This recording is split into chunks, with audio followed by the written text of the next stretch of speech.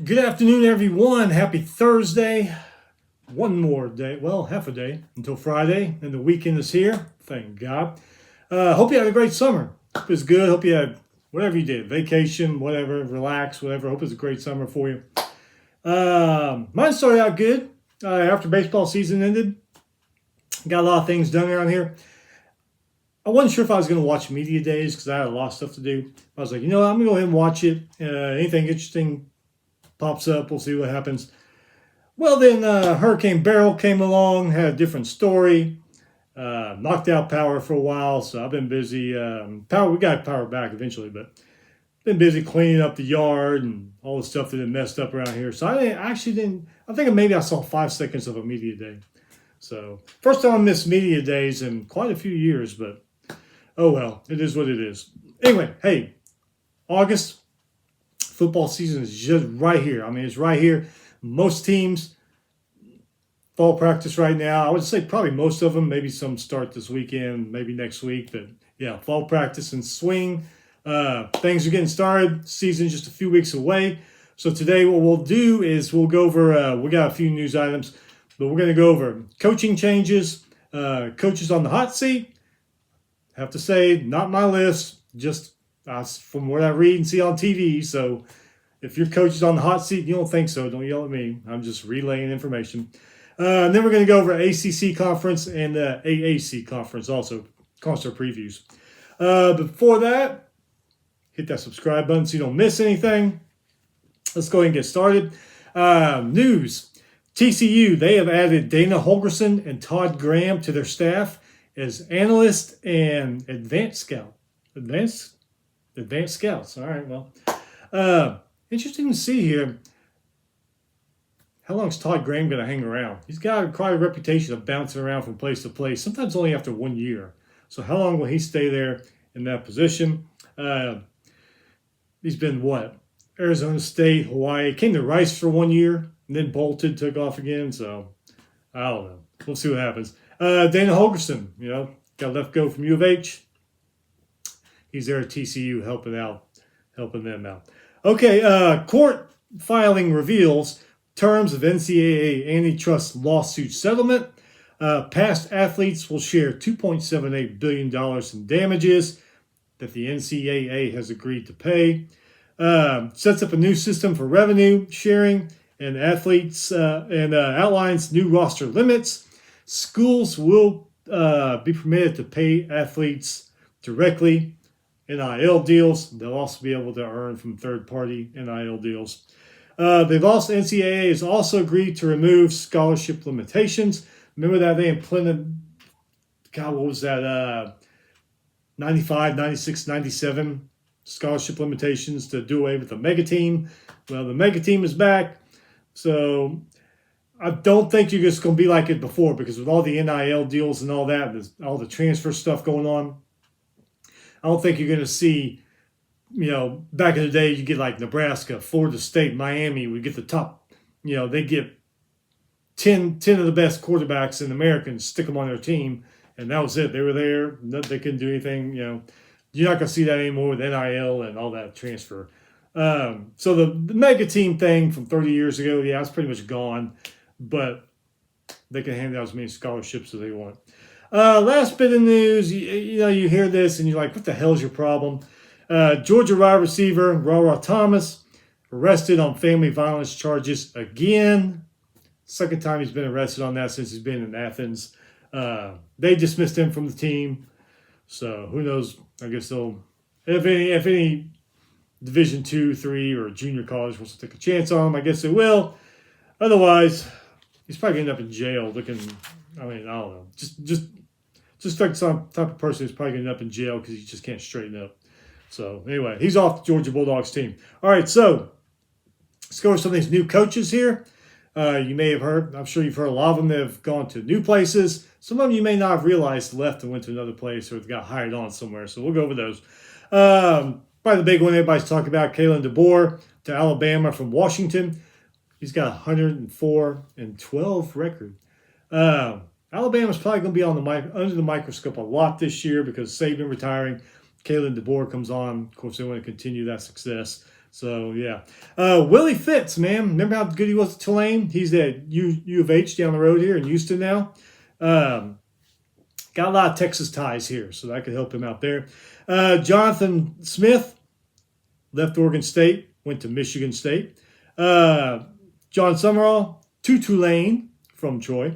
Kurt Giannetti, Indiana, from James Madison. 119-35 record. So see what we can do in Indiana. Man, Indiana, you got such competition there in the Big Ten now with these other teams coming in. I don't know, man. Could be one of those things. Hey, should never have left, but we'll see what happens. You never know. We'll see what happens. One I'm happy about: Jimbo Fisher gone, Mike Elko in from Duke. He was a defensive coordinator there at A&M before the Duke job. Like what he did at Duke. So hopefully he can turn this Aggie thing around and we can start winning some stuff. Sherrone Moore, promoted from interim head coach to head coach at Michigan. This 4-0 as an interim coach last year at Michigan. So Pete Lembo to Buffalo, was South Carolina special teams coach. Jed Fish to Washington from Arizona. He brought that Wildcats program back. I mean, they were a great team last year. I'm a Washington fan, Washington, been one since I was a kid. Happy about what happened with them last year, and if DeBoer takes off for Alabama, I was pissed. But Jed Fish, after seeing what he did there, Arizona, which is lately has been a really, really tough place to win, turn that program around. Can't wait to see what he does up there in Seattle. Sean Lewis to San Diego State. He was the OC at Colorado. Bob Chesney to James Madison from Holy Cross. Took Holy Cross's playoffs for a few years, so he's a damn good coach. He ought to be good, pretty good there at James Madison. Bronco Mendenhall from Virginia, new coach at New Mexico. Good at BYU, but he was just, man, so-so there at Virginia. His record is 135-81. Brent Brennan to Arizona from San Jose State. Took San Jose State to 3 bowl games, so Arizona might be in pretty good shape there. Let's see, where are we? Jeff Coat to Nevada from Texas. He was a co-defensive coordinator. This one here, man, Boston College, man, I feel bad for you guys. You're getting Bill O'Brien. Yes, he was, he's got Super Bowl rings and stuff. But Houston Texans fans down here could not wait to get his ass out of town. I don't know what you're going to look like. I can't guarantee that you score a touchdown. If you're leading, you score a touchdown and you're field goal, you're leading the game. The rest of the game is going to be conservative. He thinks you're going to be able to win just by scoring that one touchdown. So, Boston College fans, I don't know what to tell y'all. Good luck with that. I mean, really. Scotty Walden goes to UTEP from Austin Peay. He's a Texas native. Jeff Levy to Mississippi State from Oklahoma, where he was the offensive coordinator. Also offensive coordinator at Ole Miss also. Manny Diaz to Duke from Penn State. Defensive coordinator. I've never been big on Manny Diaz. Good defensive coordinator, but as a head coach, he's just like, I don't know. Maybe he'll do better at Duke. Derek Mason, remember him? He was the coach of Vanderbilt, got let go, went to Oklahoma State, defensive coordinator. New head coach of Middle Tennessee. Interesting to see how he does there. David Braun, Northwestern. He was previously the intern head coach. Remember, he took over last summer when Pat Fitzgerald got fired. Amazing what he did at Northwestern. I was one of the one. I mean, I like Northwestern. I root for him. I really thought they'd be 0-12 or 1-11 after all that happened. No, took them to a bowl game. Hell of a season. It's official. He's their head coach. Spencer Danielson, to Boise State. He was their intern head coach. They made it official. Remember Ken? How can I say? I can never say his name. Ken Numatalolo. Remember he was a Navy head coach. I think he may have stepped down. I don't think he got fired. I think he may have stepped down. He was the director of leadership at UCLA after leaving Navy. Well, now he is San Jose State's head coach. I think he'll do really well there. He did really well at Navy. 109 wins and 83 losses as a head coach, but did pretty damn good at Navy, so maybe he'll do good at San Jose State. Dale McGee to Georgia State. He was the running backs coach at Virginia. No, running backs coach at Georgia. I'm sorry, I misread. Major Applewhite, remember him? Hero for Texas quarterback. He's going to South Alabama. He was the OC there, former UT quarterback. Going to be the coach of South Alabama. I hope it works out for him. I always liked Major Applewhite. Fran Brown to Syracuse, was a defensive backs coach at Georgia. Brian Vincent to Louisiana Monroe. He was New Mexico's offensive coordinator. Deshaun Foster, remember Deshaun Foster? Some of the older guys back in the day used to tear it up. UCLA. What was that, mid to late 90s? He's their new head coach. He was the running backs coach there. But yeah, former running back there at UCLA, 98 to 01. He was a great player. He really was. It's going to be interesting to see how he does at his alma mater as the head coach. Joyce Waddle, Wyoming. He was their defensive coordinator. He got promoted. Jared Parker, he went to Troy, was Notre Dame's offensive coordinator. Trent Bray to Oregon State. He was their DC. He was a former Beaver linebacker from 2002 to 2005. Tony Sanchez, New Mexico State. He was their wide receiver coach. That's it for the coaching carousel. Now, on to the hot seat. Like I said before, this isn't my personal list. This is just what I've read and what I've seen on TV. I'm just putting it out there for you. If your coach is on here and you're pissed off about it, sorry, not me. Don't kill the messenger. A lot of these I agree with, too. I root for all the Texas teams here living in Texas. I root for Baylor and Dave Aranda. I don't know what the hell has happened. Since they won the Big 12 3 years ago, 11-23. So, yeah, I think him being on hot seat is probably pretty right spot right on. There we go. Mike Bloomgreer from Rice. No winning seasons in 6 years, 2 bowl appearances. I go to Rice games. They're just like right down the road, not far from U of H. Fun atmosphere. It's kind of sad though. 70,000 seat stadium, only 15, 20,000 people maybe show up for a Rice game. But easy to get in, easy to get out. It's in a good part of town. So I go to them quite a bit. So I root for them. Really hope they do good. They really need to. Louisiana Tech, Sonny Cumbie, 6-18 in 3 years, man.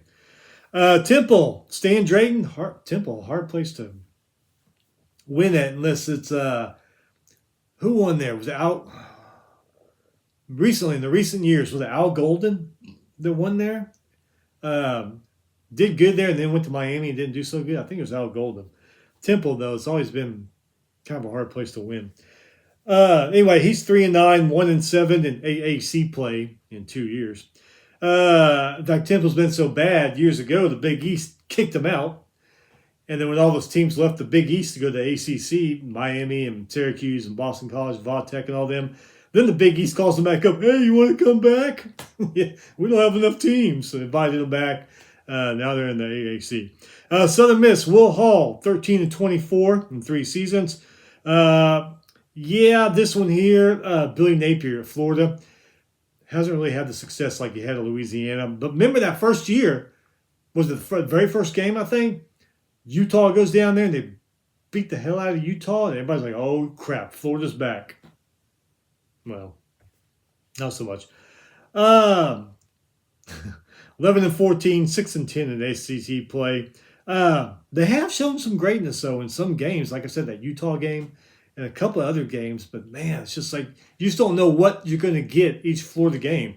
Are you going to get this badass team to beat Utah, or are you going to get this team that lost to Vanderbilt? I mean, you just don't know what you're going to get with a Florida team right now. Ball State's Mike New, 9-15, 6-10 in Mid-American Conference play. Actually won the MAC in 2020. Arkansas, Sam Pittman. This is a very, very interesting situation. 7-6, 4-8 in the conference in the last 2 seasons. just like Billy Napier, he's won really big games, but lost games he shouldn't. The interesting thing here is Arkansas brings back Petrino. It's like they're almost expecting Sam Pittman to fail, and when he does, boom, Petrino's going to be coach. Man, when I heard they hired Petrino, I was like, that's exactly, I bet, what they're doing. They're knowing they're going to fail, or maybe that's to light a fire under Sam Pittman's ass to get this team going again, because you got a successful Arkansas coach right there behind you. I wouldn't be surprised if that was Arkansas's thinking. Hey, who cares if we blow this next year? We got Petrino here. He can be the coach. So I don't know. Warm seats, not yet. Well, some people probably want to fire him. We know how his fans behave. But here we go. Virginia's Tony Elliott. East Carolina's Mike Houston. Marshall, Charles Huff. Vandy, Clark Lee. Central Michigan, Jim McElwain. And Pitt, Pat Narduzzi. Remember when Pat Narduzzi was back at Michigan State? They had a hell of a team.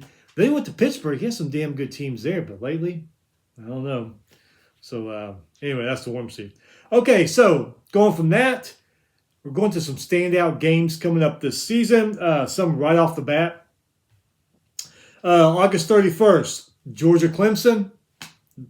That might be a good game. It just depends on what Clemson looks like. We usually know what Georgia looks like every year. Though they have lost some coaches, so we'll see what's going on there. September 1st, LSU versus USC. Can LSU break that losing the first game fiesta they've had the last few years? I mean, man, they all seem to lose the first game. I don't know what the deal is. September 7th, very, very interesting. Texas at Michigan. We know how good Texas is. We know how good Michigan has been. They've lost some players. Jim Harbaugh left, but Sherman Moore, he stepped up to the plate. It's going to be a very, very interesting game. Another very interesting game, September 28th, Georgia at Alabama. That's going to be one. That's what we've been wishing for years in the regular season. Well, it's going to happen this year. October 2nd, Ohio State at Oregon. Remember those two had a couple battles in the past few years? That'll be a good one. October 5th, Clemson at Florida State. See how both these teams look. That's going to be an interesting game. Michigan, same day. Michigan goes to Washington. Michigan and Washington, over the years, have had some damn good battles. Mostly in the Rose Bowl, but 20 years ago or so, they did a few home and homes, and those are some damn good games, Michigan and Washington. So that's probably going to be pretty good. October 12th, Red River rivalry, Texas at OU. Same day, probably at night though, Ole Miss at LSU. That would be pretty good. October 9th, Georgia going to Austin to play Texas and see what Texas is all about, the SEC in this one. October 26th, Missouri goes to Alabama. That might be a pretty good one. See how Missouri's going to be this year. November 2nd, Oregon going to Michigan. I know it gets cold in Oregon, but you never know. It might be snowing up there in Michigan that time. That same day, Ohio State, Penn State, always a good game. November 9th, Georgia going to Ole Miss. Alabama's going to LSU. And later that day, Florida State going to Notre Dame. Them two used to have some battles, some pretty good battles years ago. Another good one, November 23rd, Alabama at Oklahoma. That's going to be a pretty good one, I think. And then November 30th, Notre Dame doing their usual, going to USC. Texas and Texas A&M playing again after several years of not playing each other. It's always a big deal here in the state of Texas and a lot of places probably across the country because it's a rivalry game. But down here, Aggies and Longhorns hate each other. And then that same day, Michigan and Ohio State. Don't know what times yet. You know one of those has got to be a primetime game. So anyway. All right, so one last thing before we get to the some of these conference previews. Top transfers, all right? Some that stick out. Quarterback, Aiden Childs to Michigan State from Oregon State. Michigan State has needed a quarterback for quite a few years now. Quarterback Dylan Gabriel, leaving Oklahoma, going to Oregon, has nearly 16,000 yards total offense. Quarterback Taylor Green, going to Arkansas from Boise State. Arkansas, I really think they wasted KJ Jefferson. That guy's a good quarterback. I don't know. That guy, I think that poor guy, man. I don't know. But we'll see what they can do with this guy. Speaking of KJ Jefferson, leaving Arkansas, went to Central Florida. Interested to see how he does away from Sam Pittman's offense. Quarterback Riley Leonard from Duke to Notre Dame. And wasn't it Notre Dame that they were playing when he got knocked out? And Duke was not really, Duke was still a good team, but not as good as they were when Riley Leonard was their quarterback. I think it was Notre Dame that knocked him out, if I remember right, from last year. Grayson McCall, quarterback, leaving Coastal Carolina after all that time. He's going to NC State. That'll be a pretty good match there. He's got 10,000 yards, 88 touchdowns at Coastal Carolina. DJ Ungale, I've never really been impressed with that guy. The media shoves him down your throat, but when he was at Clemson, then he went to Oregon State. Now he's going to Florida State, but who knows? Maybe that'll wake him up, and we'll see the DJ that the media has been shoving down our throats these last few years. Cam Ward, quarterback Cam Ward, leaving Washington State, where he did a pretty good job, to Miami. That's going to be interesting there. 7,000 yards, 48 touchdowns there at Washington State. Running back Quinshaw Junkins left Ole Miss. Ole Miss fans were pissed. Left them to go to Ohio State. So he's going to go play in the cold. Trevor Etienne, running back, left Georgia, going to Florida, the enemy. 1,472 yards, 14 touchdowns while at Georgia. Wide receiver Isaiah Bond, leaving Alabama, going to Texas. 48 catches last season at Alabama. Wide receiver Evan Stewart to Oregon, left Texas A&M. Defensive line, Walter Nolan, left Texas A&M to Ole Miss. I don't like that. Defensive line, Nick Scordon to Texas A&M from Purdue. So we got something back. He was fourth in the Big Ten last year in tackles for loss. So we're getting a good one here in Aggie Land. Linebacker James Dumas-Thomas to Kentucky from Georgia. And last one that stands out, linebacker Trey Moore, leaving UTSA in San Antonio to Texas. 14 sacks, 18 tackles for loss last year. All right. Do a quick preview of the ACC and AAC. Boston College with your new coach. Good luck with that. 7-6, 3-5 last year. Beat SMU in the Fenway Bowl. 7 starters on offense, 5 on defense returning. Their non-conference schedule includes Duquesne, Missouri, Michigan State, wow, and Western Kentucky. So it's going to be tough, non-conference. First year in the ACC, Golden Bears going all the way across country. 6-7, 4-5 in the Pac-12 last year. Did go to the Independence Bowl, but they lost it to Texas Tech. 7 on offense, 8 on defense coming back. So not too bad. Not too bad there. Non-conference, UC Davis, Auburn, San Diego State, and Oregon State. Clemson Tigers, 9-4, 4-4, beat Kentucky in the Gator Bowl. 8 guys on offense coming back, only 2 coming back on defense. Non-conference includes Georgia. We just talked about that. Appalachian State, that's a tricky game. Appalachian State jumps up and bites people. We see that all the time. Citadel and South Carolina, their rival that they always play, usually at the end of the year. Duke, 8-5, 4-4, beat Troy in the Birmingham Bowl. 5 on offense, 3 on defense. Non-conference includes Leon, UConn, Northwestern, Battle of the Brains there, and Middle Tennessee. Florida State Seminoles, 13-1, 8-0, won the ACC, beat Louisville. Got spanked by Georgia, what was it, 60 points or something like that in the Orange Bowl. Crazy. 4 on offense, 4 on defense coming back. Non-conference, Memphis is a good team here and there, so you never know what Memphis team are going to get each year. Notre Dame, Charleston Southern, and their usual Florida rivalry.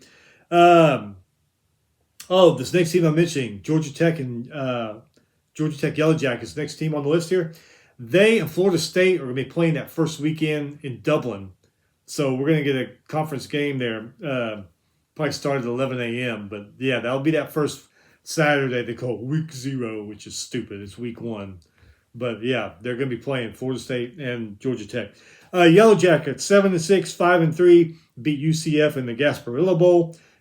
8 starters on offense coming back, not bad. 4 on defense. So Georgia State, VMI, Notre Dame, and Georgia all on their non-conference. Louisville Cardinals 10-4, 7-1, lost the ACC championship game to Florida State. Then went and lost the Holiday Bowl to a so-so USC team. 4 on offense, but 7 on defense. So that helps there.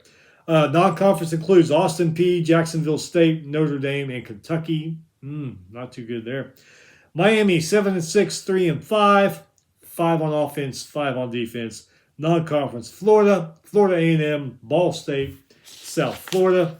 North Carolina Tar Heels 8-5, 4-4. Lost the Duke's Mayo Bowl to West Virginia. 4 on offense coming back after that firepower they had. 7 on defense, which defense was kind of their Achilles heel the last 2 years. Offense could score a crap load of points, but the defense would let the other team right back in it. So, I don't know. I don't know how it's going to be for them this year. Anyway, but they got Minnesota, Charlotte, North Carolina Central, and James Madison. So their non-conference is not all that good. North Carolina State Wolfpack, their rivals, 9-4, 6-2. Lost to Kansas State in the Pop-Tarts Bowl. 5 on offense, 3 on defense. Man. Non-conference, Western Carolina, Tennessee. Louisiana Tech, some years you got a great Louisiana Tech team. Sometimes you don't. Depends on what they're going to get. And then Northern Illinois, who's been a decent team the last few years. Pitt Panthers, we just mentioned how Pat Narduzzi's on the hot seat. 3-9, 2-6, so you can see why. 7 on offense coming back. That's good news. Bad news, 2 on defense. And some more bad news. Non-conference, Kent State, Cincinnati, though. Cincinnati's been a good team. I know they've fallen off a little bit the last year or so, but hey. And then you got West Virginia. Backyard Brawl is going to be on again. Who's a very improved team. And Youngstown State. Youngstown State wins national championships in FCS. Not in the last couple of years, but they've been a very strong FCS team, so that could get Pitt some problems. We'll have to see. And then another first-year team in the ACC, SMU. 11-3, 8-0 in the AAC last year. Beat Tulane in the AAC championship. Well, I really thought Tulane was going to win that game because Tulane's a hell of a team. But they lost to Boston College in the Fenway Bowl. 8 on offense, 6 on defense coming back. That's pretty stout. Non-conference, Nevada, Houston Christian, a couple tough ones, BYU and TCU to round out that non-conference. Another first year in the ACC, Stanford. They're just like Cal. They're going cross country. 3-9, 2-7 in the Pac-12 last year. But 9 starters on offense, 7 on defense coming back. So, see what they can do with that. But then you get down to the non-conference schedule. TCU, probably get a break with Cal Poly. But Notre Dame and San Jose State. I don't know, man. I do not know. Syracuse, 6-7, 2-6 last year. Blown out by South Florida in the Boca Raton Bowl. But they got 8 starters coming back on offense. Only 5 on defense, but hey. Non-conference. Ohio, who's a good MAC team. Holy Cross, who's a good FCS team. UNLV, who made improvements. And then UConn. So, Virginia Cavaliers, 3-9, 2-6. 5 on offense, but 8 on defense are coming back. Non-conference, Richmond, Maryland, Coastal Carolina, and Notre Dame. That could be tricky non-conference. Richmond, they've been a pretty good team. Maryland starts the season off strong, and then they kind of fade off. So if Virginia catches them in the wrong time, well... Coastal Carolina, don't know how they're going to be without Grayson. And then Notre Dame, they're a pretty good team all the time. So, Virginia Tech, man, they are looking to get back on top. 7-6, 5-3 last year. Beat Tulane in the Military Bowl. 11 on offense, 8 on defense. Pretty impressive. And listen to their non-conference. Vanderbilt, who hasn't been very good lately. Marshall, who's looking to probably get rid of their coach if they don't have a good year. Old Dominion and Rutgers. Very favorable non-conference schedule. So they run into some really tough teams in conference play. Wake Forest, 4-8, 1-7. 5 on offense, 6 on defense. Non-conference includes North Carolina A&T. Ole Miss, man, that'd be a tough one. Louisiana, since Napier left, they've been good, but not Napier good. That could be a winnable one. And then UConn there. Okay, American Athletic Conference, going to that preview. And the last one of the day until next week. Army Black Knights. They were 6-6 last year when they were an independent. Beat Navy and Air Force. Won that Commander-in-Chief trophy. 4 on offense, 3 on defense coming back. Non-conference includes Lehigh, Air Force, Notre Dame. Man. Charlotte 49ers, 3-9, 2-6. 4 on offense coming back, 2 on defense. Non-conference includes, man, James Madison, North Carolina, Gardner-Webb, Indiana. East Carolina Pirates, another team looking to get rid of their coach possibly. 2-10, 1-7, 6 starters coming back on offense and 6 on defense. Non-conference includes Norfolk State, Old Dominion, Appalachian State, Liberty. It's 2 right there you're probably going to lose to. Florida Atlantic, 4-8, 3-5. Only 2 offensive starters coming back. 6 on defense. Non-conference includes Michigan State, Florida International, UConn, and Wagner. Memphis, good team, 10-3, 6-2 last year. Beat Iowa State in the Liberty Bowl. 7 offensive starters coming back, but only 4 defense coming back. Non-conference includes North Alabama, Troy, which is a pretty good team every year. Middle Tennessee, we'll see how they do. And FSU. We're also going to see how FSU is going to do this year. So that could be tough for Memphis. Navy Midshipmen. Same conference as their rival Army. That's pretty interesting. 5-7, 4-4 last year. Lost to Army and Air Force. So 4 on offense, 7 on defense coming back. Non-conference includes Bucknell, Air Force, and Notre Dame. North Texas Mean Green, 5-7, 3-5 last year. Only 2 offensive starters coming back, 5 coming back on defense. Non-conference includes South Alabama, Stephen F. Austin, Texas Tech, and Wyoming. All those teams are damn good. Stephen F. Austin, they're good in their level. Texas Tech is good. Wyoming's good. South Alabama's good. North Texas got a very, very hard non-conference schedule. My Rice Owls right down the street that I root for. 6-7, 4-4. Lost the First Responder Bowl to Texas State, who was a hell of a team last year. Only 3 offensive starters coming back, but 9 are coming back on defense. So, Sam Houston is their first game in Rice Stadium. I'm probably going to make that one. Then they got Texas Southern and Houston, who are both just a mile or 2 from Rice. And then UConn. Boy, look at UConn. UConn's playing everybody they can. South Florida Bulls, 7-6, 4-4. Blew out Syracuse in the Boca Raton Bowl. And gave Alabama a hell of a game in Tampa. This year they're going to Alabama, but I don't know. But 9 offensive starters, 8 defensive starters coming back on that team. Bethune Cookman, Alabama, like we mentioned, they're going to Tuscaloosa this year. Southern Miss isn't Southern Miss, and Miami.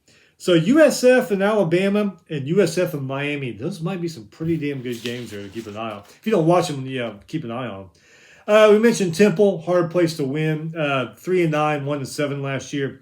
5 on offense coming back, 3 on defense. Non-conference, it doesn't get any easier for them. Oklahoma. Coastal Carolina, which even without Grayson, they're probably better than Temple. Utah State, kind of a disappointment last year, Utah State. But they may bounce back. And then UConn again. UConn playing everybody they can. Tulane, very impressive what Tulane did last year with Fitz. Of course, he left and went to U of H. 11-3, 8-0 last year. Lost to SMU in the AAC championship game. Then turned around, lost to Virginia Tech in the Military Bowl. 6 on offense, 5 on defense coming back. Not bad. You got half your squad. Non-conference includes, here we go, Southeast Louisiana, who has been a playoff team recently, Kansas State, Oklahoma, and Louisiana. It depends on what Louisiana team you're going to get this year, but that's a very, very tough non-conference schedule for Tulane. See what they can do. Tulsa, Golden Hurricanes, 4-8, 2-6, 5 on offense, coming back 3 on defense. Non-conference includes Northwestern State, Arkansas State, Oklahoma State, and then Louisiana Tech. Depends on what kind of Bulldog team you get. UAB Blazers, 4-8, 3-5, but they got 7 offensive starters coming back, only on 3 of defense. So, non-conference: Alcorn State, Louisiana Monroe, Arkansas, UConn. Look at UConn doing it again. And last but not least, the UTSA Roadrunners, 9-4, 7-1, beat Marshall in the Frisco Bowl. 6 on offense coming back, 6 on defense coming back. Non-conference includes Kennesaw State, Texas State, just a couple miles away from them, who very, very improved. Then they go up 35 to Austin to play Texas, and then Houston Christian. So, interesting non-conference schedule there for UTSA. So we'll see what happens. That is it. We will be back next week. We got what? I think next in line is that I have Big 12, Big 10, expanded Big 12, expanded Big 10, and Conference USA. I think that's who's up next. Anyway, man, Thursday's almost over. Friday will be here tomorrow, thank God, in the weekend. Stay safe, have fun. We'll be back next week to preview more conferences. We'll see you next time.